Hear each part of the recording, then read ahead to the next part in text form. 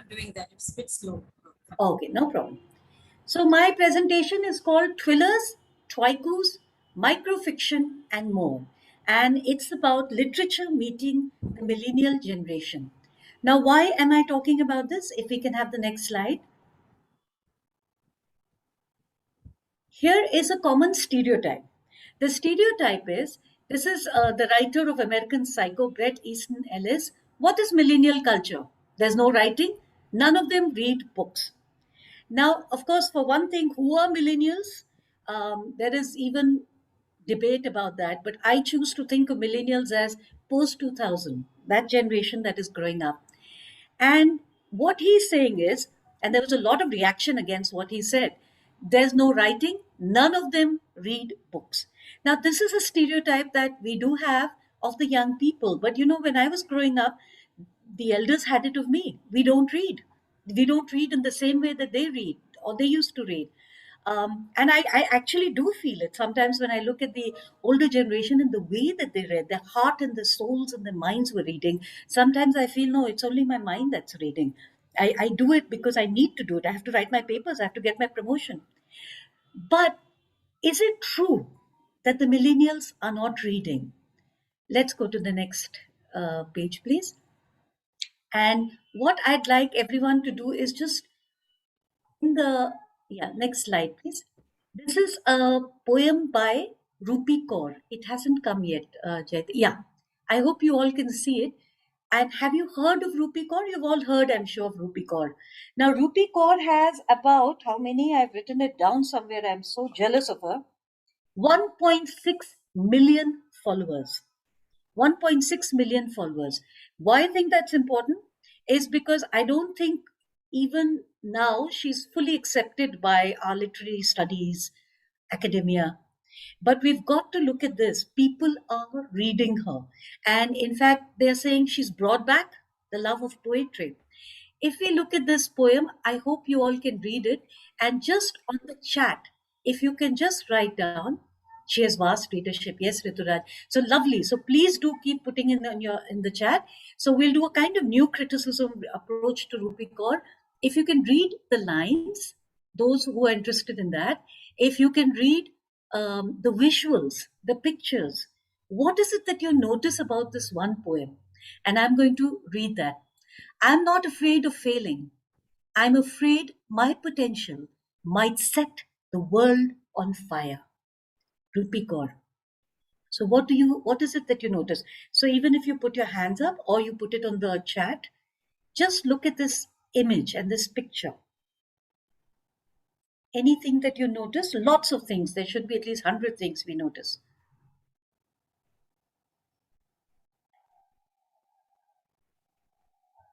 I'm looking now at the chat. You can also, yes, Rituraj has told me, and Rituraj has probably read therefore more of Rupi Kaur than I have. But anybody notices anything else about this poem? And you can unmute and speak as long as it's all orderly. Yes, anybody? Or put it on the chat. Or tell me, just go ahead, stop bothering us. Do one of the things.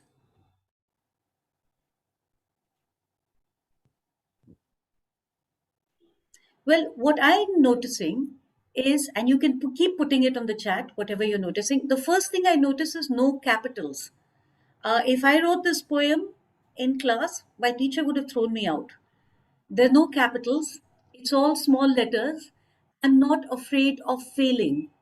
I'm afraid my potential might set the world on fire. Yes, here is Dr. Ganguly. The illustration is childlike, but the words seem to resonate. Thank you. Yes, that's quite right. The illustration is very simple, and it's not as if she wouldn't know how to draw more complicated. She's actually learned art. It's deliberately simple. I think this could be one of the reasons for the success of poets like Rupi Kaur. So yes, it's a very childlike. The poet is sitting on a mountain in the image. Sit, oh, wonderful. Yes, E. E. Cummings. Yes, so she's using a tradition. So that's what happened is when Rupi Kaur writes, people say this is not literature. She has no idea what she's doing. This is not the way poems are written. Oh, yes, you see roots coming out of her hands. That's lovely. I thought they were flowers. And I wonder if anyone else can relate it to setting the world on fire. Oh my God, I think I need all these chats. This is fantastic. Yes, a starry night visual. She's going to make her own future. Yes, yes, fantastic. Yes. So, Ma'am, personally, I think, may I interrupt? yes, please interrupt. Yes. What we see around her, in the sky, Huh. she's also a part of that same, material. So the fire or whatever we can call these swirls, they're around her, but they are within her as well. Fantastic. Okay. So that is something. Uh-huh. It is Yes. within her. The universe is within her. Very nice. So I love it that we are in this space where we're all interpreters of literature. So I don't really have to have the answers, and I really don't. It's it's all open, and you can continue. You can all continue to put on the chat or interrupt at any point. Yes, so that's another interpretation. It's all there, and I didn't actually immediately recognize that reference of the Starry Nights, but yes, you're right, it's there. And she's trained in art, as I said. So she knows what she's doing, but she draws it very simplistically. And if you look at the message of what she's saying, there is no rhyming, there is no, she's not using all those sophisticated devices, poetic devices that we want in our literature. And this is why people have dismissed her. But I'm not afraid of failing. I'm afraid my potential might set the world on fire. And if you look at what she's saying, and if I think it's also a poem by Marion Williamson, which is that it's not that I'm afraid of what I cannot do, but what I can do. I mean, I'm afraid of the light that is inside me, not the darkness. And, if I let it show, will people not accept me? Will I be diminished by it? Yes, I can see nice comments. Free verses celebrated. Yes, of her lovely locks of hair. Oh, yes. All right. So, yes. And therefore, when when she's writing about this, she's sending a message that the readers are picking up. It's a message about standing in your own light, being authentic, being who you are. And you have the potential to set the world on fire. And that's what, are you afraid of that? So some of the issues that these young poets are bringing up are extremely personal. They're very personal issues, and they're written in a language, and they are direct address almost to the reader, and the reader is probably the same age. So Rupi Kaur was 25 when she becomes famous, and the reader is possibly the same age, and as I said, so many followers. Can we go to the next one, please? And I would like you again to read that. That does not have visuals with it. Next slide, please. Jayati ji? Yeah, ma'am. Now I have shared. Yeah. Yeah. Please read this. This is by Parker Lee, and anybody can unmute themselves and talk about it.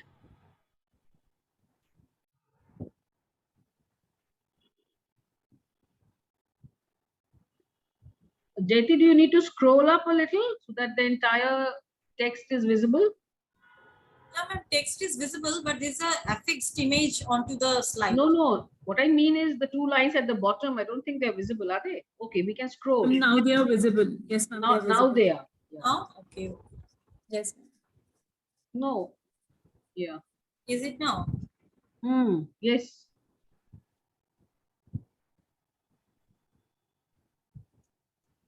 Should I read it out, ma'am?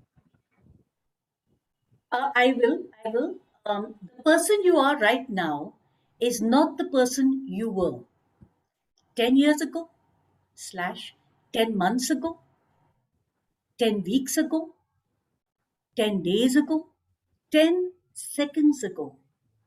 You are work in progress, learning and growing, healing and evolving. Every second of every minute of every day. And again, all without capitals, and this is Parker Lee. So anybody has anything that they are struck by? even stylistically?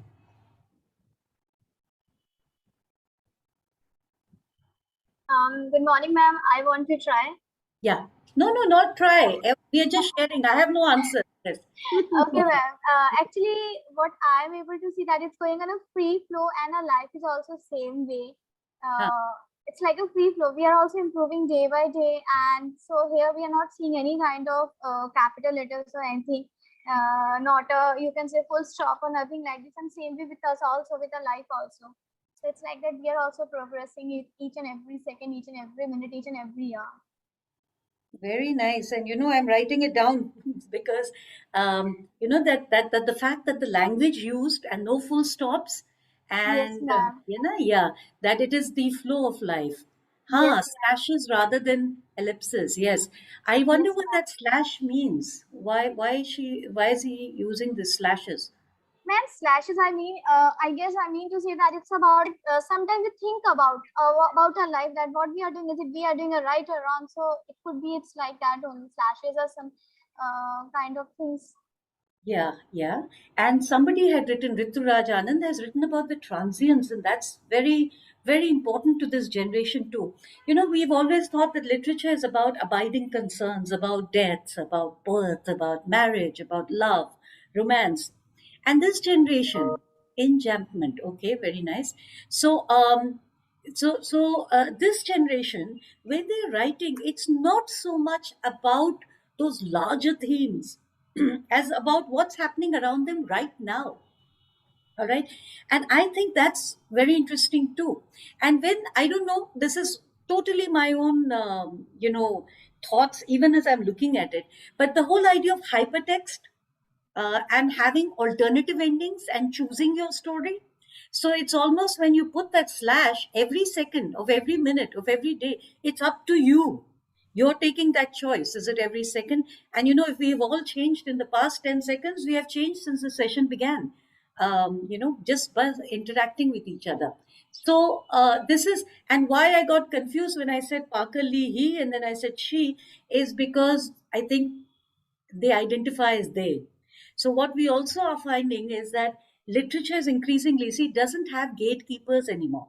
It doesn't have people who will decide, is this literature, is this not literature, should you be writing? So George Eliot doesn't have to take the name George Eliot anymore to become a writer. It's, you are able to write on your own platform. You do it on Twitter, you do it on Instagram, and if it appeals to people, so they are looking at it, at least the young, as a democratization of literature. Anything else anyone wants to just read this and then see anything else that interests them, or any response? Any response to this? I did wonder, why hours and minutes were missing. Huh. After 10 days, it comes to 10 seconds. Oh, yes. See, 10 years ago, 10 months ago, 10 weeks ago, 10 days ago, 10 10 hours ago, 10 minutes ago. Yeah. All right. Yes. So I'm actually writing all this down. So yeah. So yeah, those are choices that the artist is creating, the poet is creating. Let's see, why would that happen? That's very interesting. And then if we look at the message, there is a message. You're a work in progress. Healing with the presumption that people already hurt. Oh, yes. So, again, this whole idea of mental health, of addressing people who may be wounded, all right, of addressing people, you're a work in progress. You don't label yourself, don't consider yourself a failure or rejected, learning and growing, healing and evolving every second of every minute. I also liked of every minute of every day. They belong to each other, the seconds, the minute. Yes. Oh, very good, Surbi Madam. Quest for self-discovery. Yes, this is because I will come back to this and I'll be taking your help on that at the end. I have a question there for you. All right. So can we go to the next slide, please? This will be a little difficult to read, but yeah.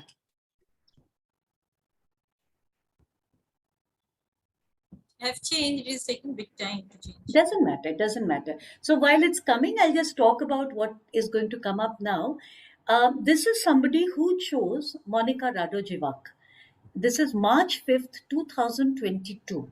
So maybe if you can just read it, or somebody can read it loud. Yeah, ma'am, I'm reading. Yeah. When they talk about her in the news, they will simply say she was a wife, a girlfriend, and a sister, a mother.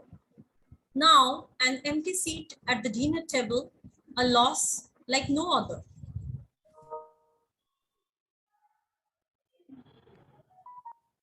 Sorry, we can't hear you now.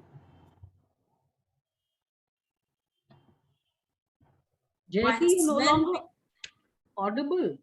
Yes, ma'am. You were not audible after the fourth line. I am not audible at all.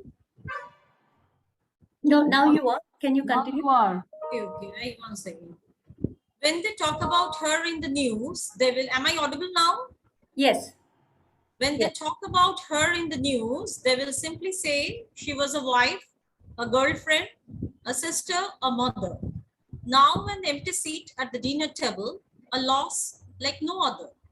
They will ask why and how and what now, as the world spins the wrong way and grief is an open wound scarring the chest, whilst men with blue blood and blue ticks scramble to show us just how sad and sorry they are, pretending this loss is entirely unpreventable and unpredictable, like a flash flood or a burst pipe, something tragic, yes, but of course, not their fault. So as soon as the conversation turn, they do too. Thank you. So any thoughts on this? Just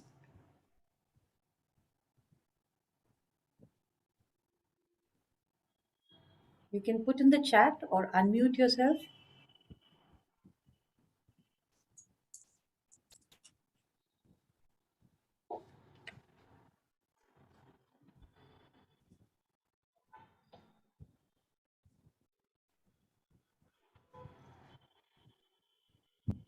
Yes, yes, it is against crime against women, violence against women, yes.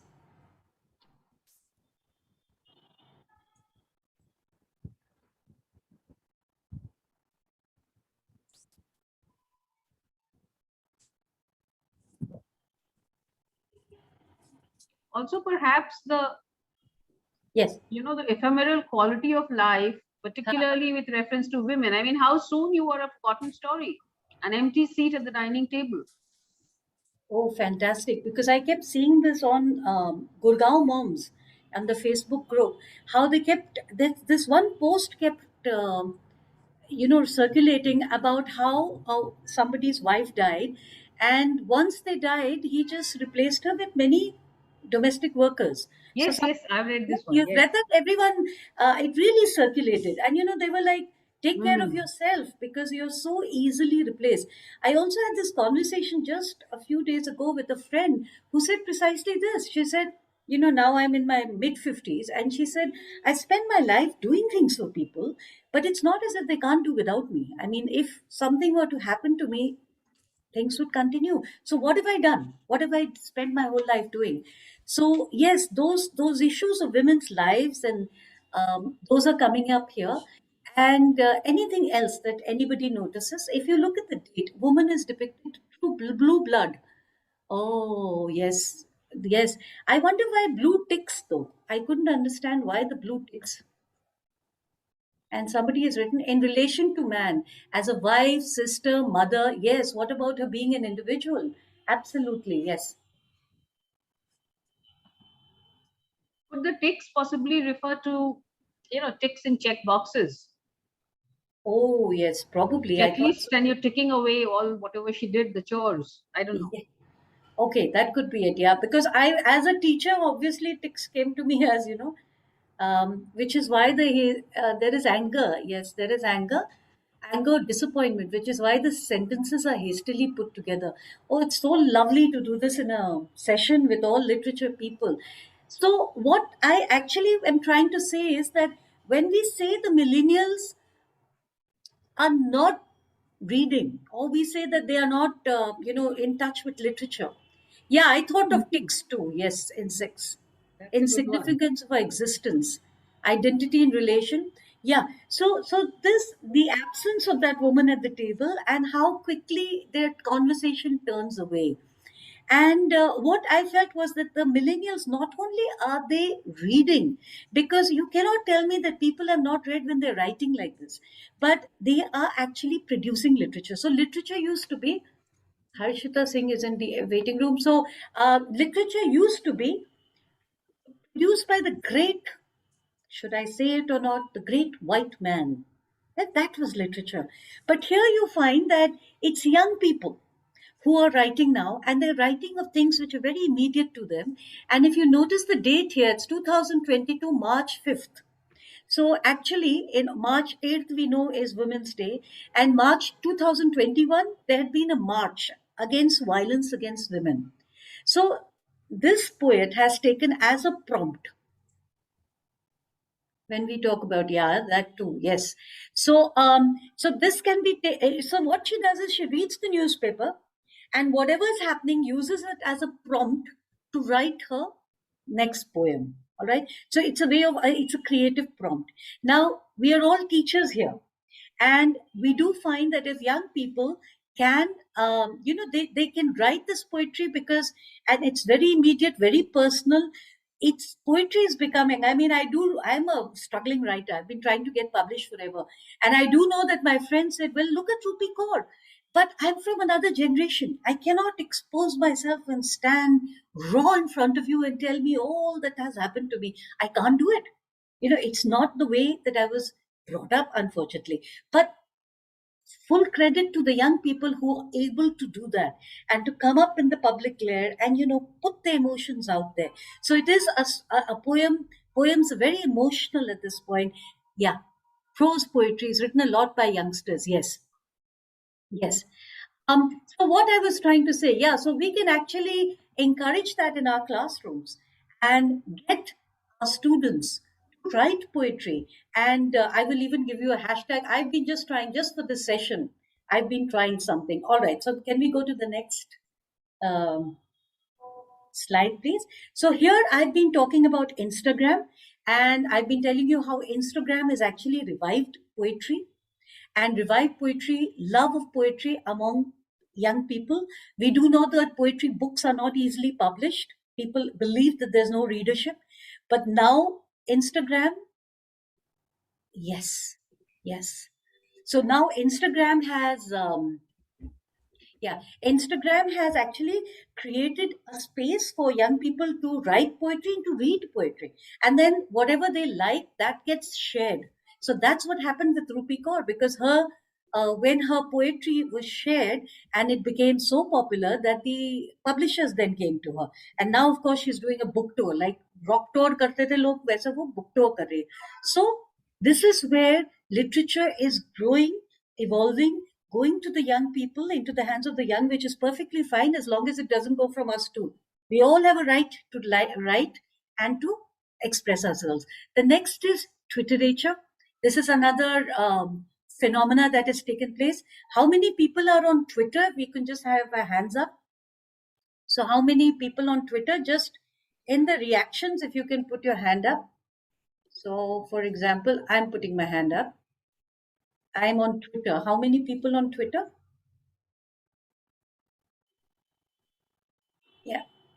Yeah, we'll come to this, but I'm just wondering how many. Oh God. Yeah. Rituraj is on Twitter. Anybody else? How many other people? I can see Rituraj? Nivedita. Okay, because I can't see the hands. How many people? Let me see. Why can't I see hands? Okay. All right. So that seems to me then, acha, then Instagram. How many people on Instagram? I'm just trying to get a demographic of this group. Okay, Nivedita is on Twitter, Instagram, Facebook. So whichever one you're on, just put it on the chat. If you're on Facebook, if you're on Instagram, if you're on Twitter, or any other social media. So we come to aphorisms. all are on what? Nivedita, all are on Facebook or Instagram or Twitter? Acha, you're on all. So you're one of the younger people. Twitter, Insta, FB, all. Very nice. So Yes. yes, Facebook, Twitter, Instagram, LinkedIn. All right. Great. Okay. So what happens with Twitter? One of the things that has happened is aphorisms. We know what are aphorisms. Yes, LinkedIn too. All right, LinkedIn I haven't been able to use very well. I'm on it, but I haven't been able to use it well. All right. Yes, do keep putting it in, whichever you're on. So aphorisms, we know that, these used to be some of the famous aphorisms. Anybody? Okay, Telegram. I get onto it and I leave. Let me see. What are some of the famous aphorisms? Yes, anybody who can remember where this is from. All happy families are alike. Each unhappy family is unhappy in its own way. Remember this? All happy families are alike. Yes, very good. Oh, this is fantastic. All right, yes. All that glitters is not gold. Even if, you remember the author, all that glitters is not gold. If you don't have a sense of humor, you probably don't have sense at all. Ah, very nice. Where is this from? I don't know. I must have read it somewhere, but I loved it. I love it. I'm going to write that down. I hope I remember that. All right. Yes. So somebody seems to have the exact text also. That's very good. And this, I don't know who this is from, but I liked it. In 3 words, I can sum up everything I've learned about life. It goes on. Right? In 3 words, I can sum up everything I've learned about life. It goes on. So aphorisms are these little statements, these phrases that try to get at the truth of something. And this is one person, Aaron Haspel, who is, been writing these aphorisms. He's a computer engineer, but this is what he's doing. Also in his this thing, ability without ambition is tragedy. Ambition without ability is farce. So this was interesting. The next one I found very interesting at my age. What we call maturity is mostly fatigue. No, you don't feel like fighting that old battle anymore. You just let people be. You let things be. You just let things be. So I think this is one of the things he's written. The most effective way to learn is by devoting oneself to a single subject for months at a time. The opposite of this is school. Because in school, every 1 hour, we have another thing to learn. But what he feels, this is what we should be doing. All right, can we go to the next one? So, aphorisms is one of the things that has come up on Twitter. One of the names is Aaron Haspel. Yeah, and I'm going to actually encourage you to put up aphorisms of your own. Think about it. Some lesson that you think people should know, and then you, if we look at this, can anyone? What does this remind you of?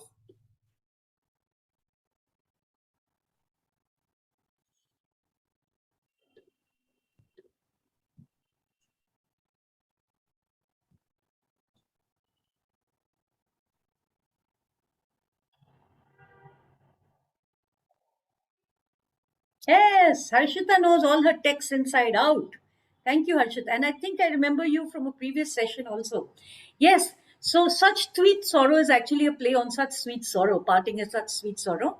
And one of the ways that they're using, you could say, why should we read these anonymous young people who are writing? So even it has been used to explain text, and you have people as characters, and those characters are tweeting. So the whole story comes across in tweets. All right. And so, for example, you have such tweet sorrow, which is about Romeo and Juliet. So you will find that there is something else which I had looked up, which is hypertext, that seemed to have great potential. That you find a narrative, you follow it, and through hypertext you follow other things, but somehow it didn't really take off.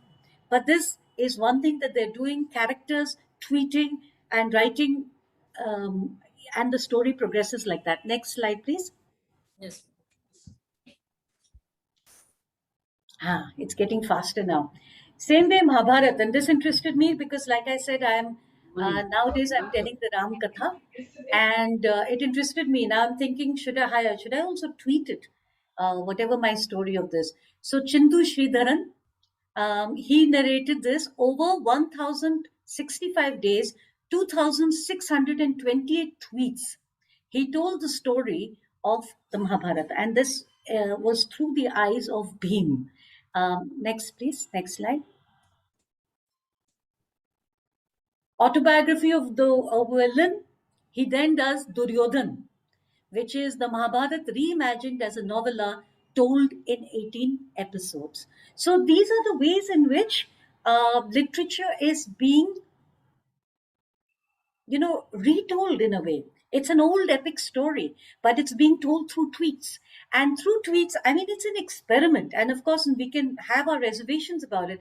But if you think about an audience that would otherwise not have read these texts, but they are reading it because they're reading it in the form of a tweet. And the great thing about the tweet, it happens daily, it happens live. And in fact, he talked about how when he didn't write the next episode, he got busy with his work. People wrote to him and said, what happened next? I mean, come on. So this kind of two-way communication, normally a book used to be just the author speaking to you. All right. But now it's a two-way communication, you speaking back to the author, just like we are using our chats or, putting our mics on. It's a two-way communication. All right. Next, please.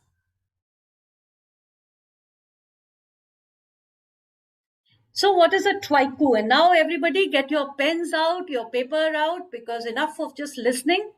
We are going to write a Twaiku. So what is a Twaiku? Well, first of all, what is a haiku? Does anyone know what a haiku is? Have you read haikus? Can you quote any which you like? And you can unmute yourself and talk. कि haiku क्या होता है? So Twaiku comes from a Twitter version of a haiku. All right. And as I have it here, traditional haiku. So any haikus you can think of, put them up on the chat. That'll be very interesting. So traditional haiku has the first line containing 5 syllables. Everybody write it down because you're going to write it to haiku right now. Second line has 7 syllables and the last line has 5 syllables. All right. So this is a haiku. Of course, it originated from Japan. I'm just reading some of this. This is Kobayashi Isa, a world of dew, and within every dewdrop, a world of struggle. And we all know, we are literature people, so we all know our syllables. Next one I thought was interesting because when I wrote something and then I realized, oh my God, this is looking like I stole from here. I write, erase, rewrite, erase again, and then a poppy blooms. And here is Sonia Sankas, because it has been tried in English. Then once it got translated and people realized, very short, but some great meaning, the more words you're taking away.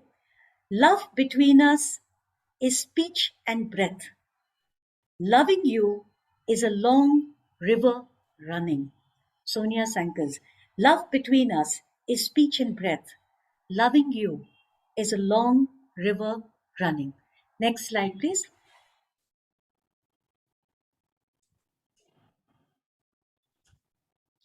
So some examples of this, Twaiku, all right? Here is somebody writing, raining on Sunday. Time to do the spring cleaning. Watch raindrops instead. Everybody knows syllables, right? I don't have to explain that. Let's still do that. So let's look at the next one. Plain, white, plain, 1 syllable, white, pages. 3, wait. Pages, sorry, 3, 4, 5, wait. For black ink to carve a path. So that's 7 syllables. Our dreams given life. So this is by somebody on Twitter, Kate Garrett. All right. Easy to understand. So we are doing 5, 7, 5. Next, please. And I'll show you my bad examples just to encourage you. My feeble attempts. And then I realize it's sounding a bit like, I write so you may read. So I do write. I keep writing. Doesn't get published. But you do not know I write. How will you know unless I'm published or if I'm read or if I'm written about? So I write, I read. My own text, I write, I read. And when I wrote this up, somebody responded with a Twaiku of their own. Early rays of sun fall on a sleepy-eyed town, a riot of chirps.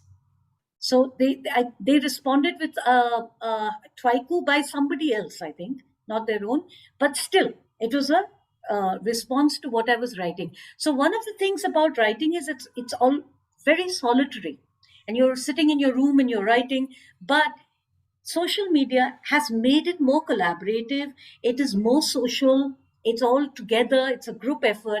And so now I'm going to give you time and you are going to write your own. So next slide, please. I want to see if there are 27 people, I want 28 Twaikus. All right. So Jyoti madam, how much time should I give? 10 minutes. 10 minutes.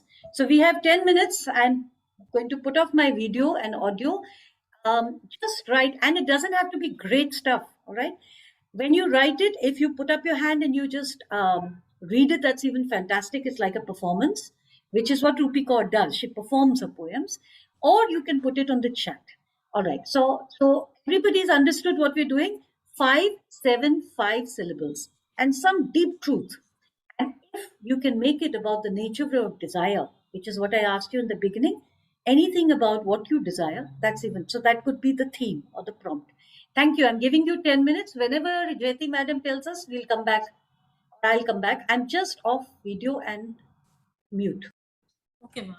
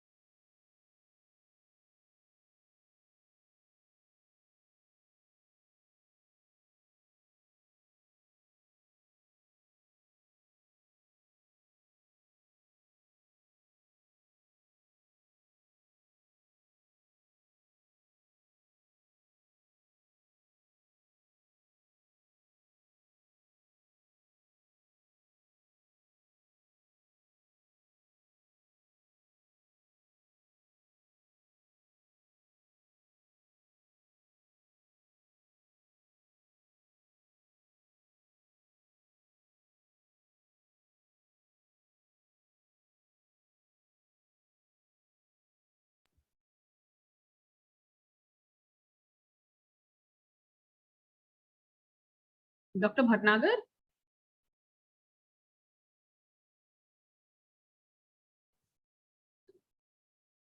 Ma'am is here now. Ma'am is here? She's here. She's on mute. She's just waiting for 2-3 more minutes. I said 10 minutes though, so ma'am just waited for 10 minutes. Okay, because we have the session on till about 11:55, right? Yes, ma'am. From 10:30 to 12. So 5 minutes for her change of session. So we can start now, not a problem. Because many answers have come up. Yeah. ma'am. Okay. So some people have attempted writing the Twaiku. Some, like all classrooms, some decided no, but that's fine. What the reason I'm bringing up these things is also that in our classrooms, once we have written Twaikus, if we want to explain in a literature classroom rhythm and stress and syllables, and if we get them actually producing Twaikus, one of the things I did, if we can go to the next slide, Yes, ma'am. one of the things that I did do, and I'll put off the fan. Yeah. Okay, just let's Nano Fiction. Nano Fiction is less than 50 words. If you read this, I never saw her again after that day. So you say, which day? Not really. Life just got in the way. But it was a great party. Magical. Everyone loved our wedding. So after the wedding, he never met her again. So there's a story there, right there, Nano Fiction. And one of the things that I did in my classroom was ask people to write a story in 6 words. And I was shocked when one of the students, a very quiet person, dark circles under his eyes, and he wrote a poem, or he wrote a story, sorry, not a poem. He wrote a story about Thanatos. Now, if you know who Thanatos was, I didn't. I had to look him up and realize that this is, in Greek mythology, the pull towards death. And I was quite shocked. And I called this child. Harshita is writing something. Harshita, yes, do write whatever Twaikus or whatever. But since, yes, there seems to be a time thing, I should go forward. So he wrote about Thanatos, and I looked it up and I realized that this is a pull towards death. And this child has written something, a story around this pull to death. All right. And then I looked up the other side of Thanatos, and the other side, yes, Harshita, thank you so much. I'll copy that down later. Everybody, please put up your Twaikus, and maybe at the end, if we have time, and if you have some questions or Twaikus to share. Ceaseless, the pain lingers on. Oh my God, lovely. All right. So he wrote this thing about Thanatos, and then I looked into Thanatos and looked into Eros, and that's where I came to this whole idea of desire. So what is it that makes us live is our desires. What is it that I want? I don't know. But if I can look for that, what is my quest? When I'm here in this classroom, what is it that I want with you people? What is my quest? What am I trying to do? If I look at that, so I think it is Nietzsche says, he who has a why to live will manage every how. I mean, the how doesn't matter, but you have the will to live. So Eros gives us the will to live. And Thanatos is not a sad, terrible thing. No, but the acceptance, the inevitability, the resignation to death. You did. You read about it in the myth of Sisyphus. Yes, Rituraj. So I asked this boy, where did you read about Thanatos? I mean, I'm reading about Thanatos after reading your story. And he said that he had come across it in an anime, I think they're called the Japanese comics. That's where he had come across, and there was Thanatos was a character there. And it's also, he interpreted Thanatos as a kind of mental illness, an illness that calls you towards death. So these novels that can be written in less than what we normally think novels should be written in. Again, this can be used in the classroom, 6-word novels, 100-word novels. Of course, if I had time, I would ask you to write it now. I think some of us, Harshita, Rituraj, some of the actors, Vinita madam is doing a great job. So anybody, 6-word novels, can they be written?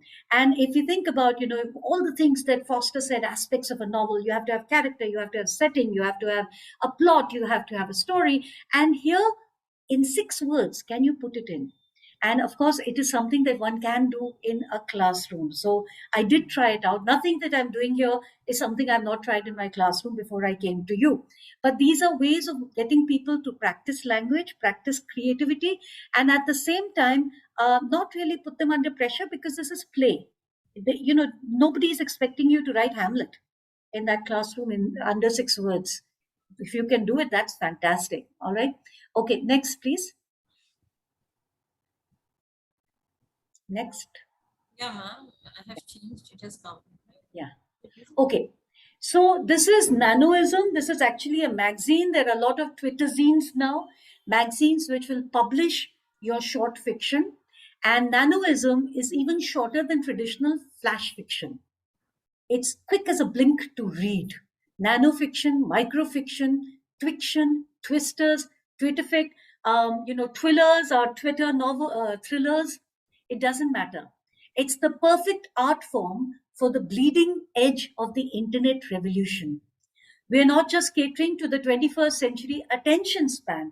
Of course, attention spans have become very short, but we are publishing flexible fiction, stories that you can read on your computer or cell phone, stories that fit in the cracks of your day. So, stories that people are carrying this and just that will come on the screen that much, then you will get people to read. And so what is happening is this. So this is one of the trends that are taking place, is that fiction is getting shorter, poetry is getting shorter. Doesn't mean it's losing quality always. I'm not saying that it's always very high quality, but it does mean that it's attending to the new readership. And if you think about when the novel first came out and how people really hated it, reviled it. I mean, the novel was evil and women were reading these novels, and an earthquake happened because a novel was written. And then comes, if you think about cinema, then cinema was evil, it's bad, it's distracting people. Then you think about television, and then you think about the internet. So if we think about how we always resist change, I think you and I are going to make up our mind we're not going to do that. Let's keep an open mind and let's at least explore it before we debunk it.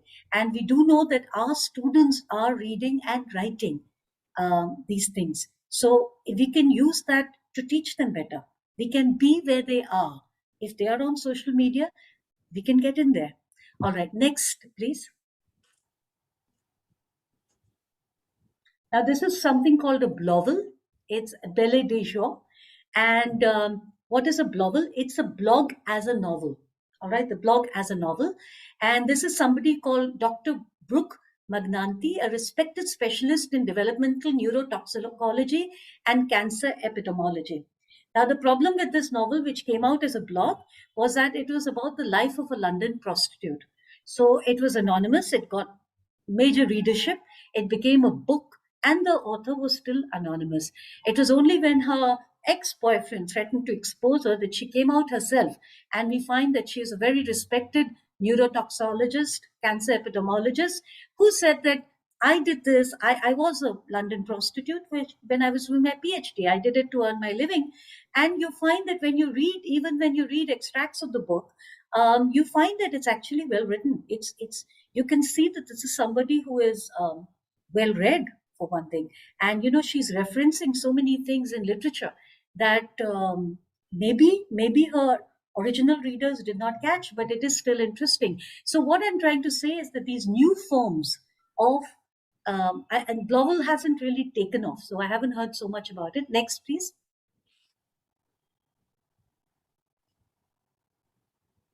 And there are mobile apps, for example, things like swipespear.com for Shakespeare, things to understand literary text to help the students cope with their studies. So much is happening on the social media. And also there are people who understand, who've gone through those hard times. So they've created devices and things to help the students cope better. And so my question here, if we can go to the next, my question here is, what is literature? Capital L or small l, what is literature? And why don't we realize that what is taking place in front of us now is actually some of it, not all of it, but some of it is literature, and that it will one day be studied just as we are studying Charles Dickens or Shakespeare today. And therefore it's a good idea to keep our ear to the ground, our eye to the world around us, and to accept these changes and to see, to participate in them, because there are things that you and I have to say that we might want the young to listen to, and maybe if we can just do it in the way that appeals to them. So literature has always been about the great truths and the emotions and experiences. And my claim is it still is. It's the millennials are reading and writing. What they're doing is literature. It's just not literature in the form that we're used to. So that resistance that we have, and of course it's not being, there is no gatekeeping, so sometimes very poor stuff is coming out, and you're just, it's psychotherapy, or they're just pouring out everything that they want to say. Yes, but there is some good in some of what's happening too. Can we have the next one, please? And this is the last slide that I have. So what is the future of literature, and what will be the literature of the future? I'm not saying all of it is going to be online. I'm not saying all of it is going to be on Twitter or Instagram or Facebook or whatever else new social media emerges. No, literature, but literature is alive and well. Thank you very much. There is no problem. It's alive and well. It's living still in the hearts of readers. And the novel, even print, is not going to die, as far as I can see. It's not going to die. What I have done personally, and one more thing before that, of course, we all know some of the literature, some of the future of literature will be translation. We know that Tomb of Sand won the Booker Prize and has brought interest to Ret Ki Samadhi. All right. So Hindi literature winning after Gitanjali, which is, Tagore. I think this is the biggest thing that has happened. There's, I think, 24 lakhs each to the writer and to the translator. So this is a very big thing to have happened to our part of the world, in the literary world. And I think translations, I know that Harry Potter has been translated by a local publisher here, Manjul, and that has had a great readership. I know that they have translated Love Story, and a friend of mine has done that, translated it into Hindi. So translation is another area opening up. And those of us who are bilingual, and actually all of us are bilingual or trilingual, we are poised well to be that bridge between cultures, between languages. And translation is also something we can take into our literature classrooms as well as our language classrooms. Last thing I will end with is, what am I doing with literature? And I am beginning to perform it as a form of storytelling. As I said, the Ram Katha, which is, I take Tulsidas's Ramcharitramanas as the base, and then I tell the story. And this is where I'm going to ask for your help, and then we are finished and done. I asked you right in the beginning, what is your purpose? What is your quest? And so when I'm telling the story, the next episode that I will tell of the Ram Katha will be the story of how Sita was abducted and how Ram and Lakshman set out in search of her. And the question that I'm asking is, what are we searching for when we are searching for Sita? So we are all on a quest. We are searching for Sita. What is our Sita? What is it that we desire? And as I said, you can put it on your chat, so you can just unmute and tell me something about this quest that we have. What is the purpose? And when I do it in the classrooms or with these young people, and they tell me about their quest, which is what will happen hopefully this month, what is it that they're looking for? It's all right to be looking for a job or a girlfriend. That's fine. But that can't be your life's purpose. That can't be your quest. That can't be the great desire of your life. And as I said, eros, desire, is what finally makes us live. So by storytelling, and again, I would encourage you to take to storytelling both as a method of teaching and to get students telling stories, even about their own lives. So by storytelling, I think I am bringing literature alive again to those who may not read the text, but I'm ready to read it for them. So I've done Shakuntalam and other texts that have been there. And this, now I am doing the Ramakatha. Thank you very much.